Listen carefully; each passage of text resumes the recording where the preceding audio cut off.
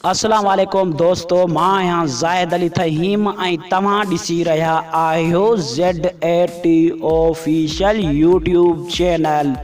दोस्तों उम्मीद आहे तव्हां दोस्त सभु ठीकु हूंदा ऐं ख़ैरियत सां हूंदा। जी दोस्तों, मां तव्हांखे ॿुधाईंदो हलां त शमन अली मिराली साहब जा हूअं त सभई एल्बम सुठा ऐं तमामु बहितरीनु आहिनि। दोस्तों मां तव्हांखे ॿुधाईंदो हलां त जेको हिन ईद ते शमन अली मिरालीअ जो न्यू एल्बम नंबर 5 आयो आहे, हीउ एल्बम सभिनीनि एल्बमनि जो रिकॉर्ड टोड़े चुको आहे। उहो कीअं एल्बमनि जो रिकॉर्ड टोड़े चुको आहे दोस्तों, मां तव्हांखे ॿुधाईंदो हलां त हिन एल्बम में तमामु सिंध जे मशहूरु शाइरनि जी पिणु शाइरी आहे ऐं तमामु बहितरीनु सॉन्ग आहिनि हिन एल्बम में, ऐं हिन एल्बम खे तमामु सुठी म्यूज़िक ॾिनी वई आहे। दोस्तों मां तव्हांखे ॿुधाईंदो हलां त हिन एल्बम जो चीफ सिलेक्शन महरूम ग़ुलाम क़ादिर घायल साहब आहे।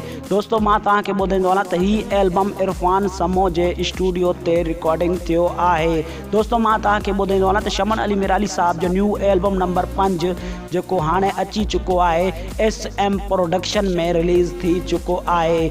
दोस्तों उम्मीद कयां थो तव्हांखे हीउ वीडियो पसंदि आयो हूंदो। जे अगरि तव्हांखे हीउ वीडियो पसंदि आयो आहे त मुंहिंजी वीडियो खे लाइक कंदा, कमेंट कंदा ऐं चैनल खे सब्सक्राइब कंदा।